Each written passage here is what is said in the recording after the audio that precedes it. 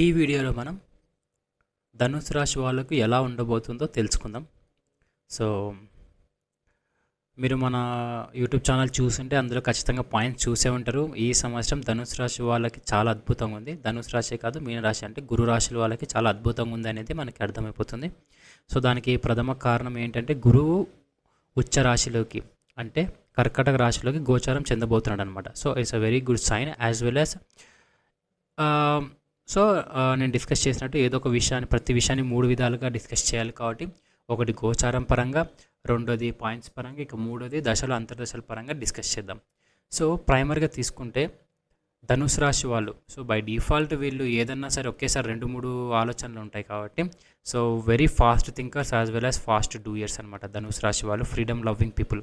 So కాబట్టి ధనుసు రాశి వాళ్ళకు ఆల్రెడీ ఏప్రిల్లోనే మనం చూసుకుంటే అర్ధాష్టమ శని అనేది మొదలైంది. అంటే 4వ స్థానం శనీశ్వరుడు ఉండడం అర్ధాష్టమ శని. సో ఇలా ఉన్నప్పుడు వీళ్ళకి ఏంటంటే హౌస్ పరంగా కొంచెం ఒత్తిడి ఏర్పడుతుందన్నమాట. సో చాలామంది అంటారు వీళ్ళకి వర్క్ లోడ్ అనేది చాలా ఎక్కువ ఉంటుందని. బట్ థింగ్ చూస్తే ఇంట్లో నుంచి వచ్చే ప్రెజర్స్ ఎక్కువ ఉంటాయి ఆఫీస్లో కన్నా. అండ్ ఇంకొకటి సో ఏదన్నా ఒక తీసుకోవాలి ల్యాండ్ అలాంటివి ఏమైనా తీసుకోవాలంటే దాని విషయం ఆలోచించినప్పుడు తెలియని ఒక స్ట్రెస్ అనేది ఉంటుందన్నమాట. సో కారు ఇట్లాంటివి. బట్ ఇది ఫస్ట్ ఇయర్ వరకు మాత్రమే. సో మీరైతే ఫస్ట్ ఇయర్లో కావాలనుకున్నారో అవన్నీ మీకు ఈ ఇయర్లో నెరవేరబోతున్నాయి అనేది క్లియర్. ఎందుకంటే శనీశ్వరుడు మొదటి సంవత్సరం పరీక్షిస్తే ఇక మిగిలిన సమయంలో రిజల్ట్ ఇస్తాడు కాబట్టి. పైగా ఈసారి శనీశ్వరుడు మీనరాశిలో గురు రాశిలో ఉన్నాడు కాబట్టి వీళ్ళకి అర్ధాష్టమ శని అయినప్పటికీ అది మంచి ఎక్సలెంట్ రిజల్ట్ అనేది ఇస్తుంది అనమాట.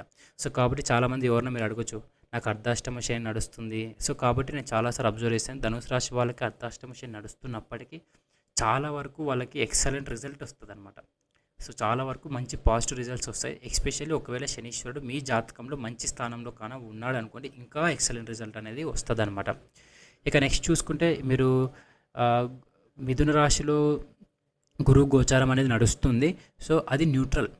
సో బేసికల్లీ చాలామంది 7వ స్థానంలో మంచిది అంటారు కదా. బట్ డెఫినెట్గా నేను నన్ను అడిగితే మిథున రాశి శత్రు రాశి ధనుసు రాశి వాళ్ళకి, ఎందుకంటే రాశి అధిపతి గురువు కాబట్టి న్యూట్రల్ టైప్ అనమాట. నెక్స్ట్ ఏదైతే 8వ స్థానంలో గురువు వెళ్ళబోతున్నాడో ఉచ్చ రాశి, పైగా కర్కాటక రాశిలో ఉచ్చ చెందుతాడు. గురువు సొంత రాశి సంబంధించింది కాబట్టి వాళ్ళకు అన్ఎక్స్పెక్టెడ్గా గెయిన్స్ అనేది మీరు ఊహించని రీతిలో వచ్చేస్తాయి అనమాట. So that is the reason ఎందుకు గెయిన్స్ ఎక్కువ ఉన్నాయి పాయింట్స్ పరంగా అంటే సో మే తర్వాత మీరు ఊహించని విధంగా ఊహించని వేలో మీకు ఆపర్చునిటీస్ తట్టుకొని వస్తాయి అనమాట. సో మీరు కూడా ఊహించరు. సో ఇల్లు కొనాలనుకునే వాళ్ళు కూడా ఇల్లు కొనే అవకాశాలు చాలా ఎక్కువ ఉంటాయి. కారు కొనాలనుకునే కారు కొనేసుకోవచ్చు ప్లాన్ చేసేవాళ్ళు. సో మీరు ఏదైతే ప్లాన్ చేయాలనుకుంటారో అవన్నీ ప్లాన్ చేయండి. ల్యాండ్ లాంటివి ఏమైనా ప్లాన్ చేసినా సరే మీరు ఊహించకుండా అన్ఎక్స్పెక్టెడ్ వేలో అయిపోతాయి అనమాట. ఇంకా మీరు అబ్జర్వేషన్ చేస్తే 3వ స్థానంలో రాహు ఉన్నాడు. So very very nice transit. So ఉపచయ స్థానంలో రాహు ఉండడం కూడా ఇంప్రూవ్మెంట్ అనమాట. సో కాబట్టి మాటలతో మీరు బిజినెస్ చేయాలనుకునే వాళ్ళు మాటలతో ఇలా చేసేయచ్చు. సో క్రియేటివ్ ఫీల్డ్లో ఉన్న వాళ్ళకు కూడా చాలా అద్భుతమైన రిజల్ట్ వస్తుంది ఉన్నప్పుడు. అండ్ ఇంకోటి సో కాబట్టి బట్ థింగ్ ఏంటంటే కొంచెం బ్రదర్ సిస్టర్స్ వల్ల చిన్న డిస్టర్బెన్స్ అనేది రావచ్చు. ఫ్రెండ్స్ నుంచి కొంచెము మిక్స్డ్ రిజల్ట్ అనేది రావచ్చు. సో అట్లాంటి విషయాల్లో మాత్రం కొంచెం జాగ్రత్త ఉండండి. సో ఎక్కువ హోప్స్ పెట్టుకోకండి. సో కొంచెం న్యూట్రల్గా బిహేవ్ చేయండి. సో ఏదైనా డేరింగ్గా డెసిషన్ తీసుకోవాలనుకుంటే మాత్రం ఈ ఇయర్ మీకు ఎక్సలెంట్ ఉంటుంది ధనుసు రాశి వాళ్ళకు. సో అర్ధాష్టమ శని ఉంది కదా అని చెప్పేసి ఫీల్ కాకుండా ఆల్రెడీ 1 ఇయర్ అయిపోయింది. మేతో 1 ఇయర్ అయిపోయి జూన్ నుంచి మీరు ఊహించని రీతిలో మీకు రిజల్ట్ అనేది వస్తుంది అనమాట. సో ఇక మనము పాయింట్స్ పరంగా తీసుకున్నా కూడా ఓవరాల్గా ఎక్సలెంట్ అని చెప్తాను నేను. ఎందుకంటే 14 పాయింట్స్ అంటే ఇక థింగ్ ఏంటంటే మీరు ఎంత ఖర్చు పెడతారో మీరు ఖర్చు అంటే బాగా చూసుకుంటే మీరు ఏదైనా కార్ తీసుకున్న ఇల్లు తీసుకున్న ఏదైనా పర్చేస్ చేసిన అసెట్ రూపంలో కానీ సో మీకు ఖర్చు అయినా సరే మీకు ఇంకా లాభం అనేది ఉంటుందన్నమాట. సో మీరు అనుకున్న దానికన్నా ఎక్కువ లాభంలో ఉంటారు.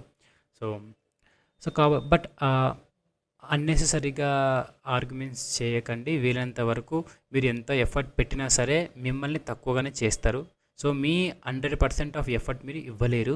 అండ్ మీరు ఇవ్వాలనుకోరు కూడా. అవతల వాళ్ళు మిమ్మల్ని అవమానించాయి ఏదైనా చేయాలనుకున్నా సరే మీకు అది పెద్ద ఇబ్బంది అనిపించదు, పెద్ద పట్టించుకోరు కూడా మీరు. సో కాబట్టి ఓవరాల్ ధనుసు రాశి అనేది ఈజీ టేకింగ్ ఉంటుంది. సో ఇన్ కేస్ మీ దశలు మీకన్నా త్రికోణ దశలు లేదా ఉపచయ సంబంధించిన రాశి దశ నడుస్తుంది అనుకోండి. సో ఈ ఇయర్ అనేది చాలా ఎక్సలెంట్గా ఉంటుందన్నమాట. రెమెడీస్ పరంగా డిస్కస్ చేస్తే దత్తాత్రేయ స్వామిని పూజించడం చాలా మంచిది. అలాగే శనీశ్వరునికి తైలాభిషేకం చేయడం, ఎస్పెషల్లీ ఆయిల్తో. శనీశ్వరునికి సంబంధించిన నువ్వుల నూనె ఇష్టం కదా, సో నువ్వుల నూనెతో శనీశ్వరుని అభిషేకం చేయడం కూడా చాలా మంచిది. సో ఉదయం లేయంగానే ముందుగా హనుమాన్ చాలీసా చదివి పనిని మొదలు పెట్టండి. సో ధనుసు రాశి వాళ్ళకు ఇంకా ఎక్సలెంట్ రిజల్ట్ అనేది వస్తుంది అనమాట. సో కొత్త వాళ్ళైతే సబ్స్క్రైబ్ చేసుకోండి. ఇన్ కేస్ మీకు పర్సనల్ కన్సల్టేషన్ కావాలి అనుకుంటే డిస్క్రిప్షన్లో నా మొబైల్ నెంబర్ ఉంది. సో మీరు హాయ్ అని పెట్టండి, ఓన్లీ వాట్సాప్ మాత్రమే. అక్కడ కలుస్తాం. మరో వీడియోతో మళ్ళీ కలుస్తాను. బాయ్.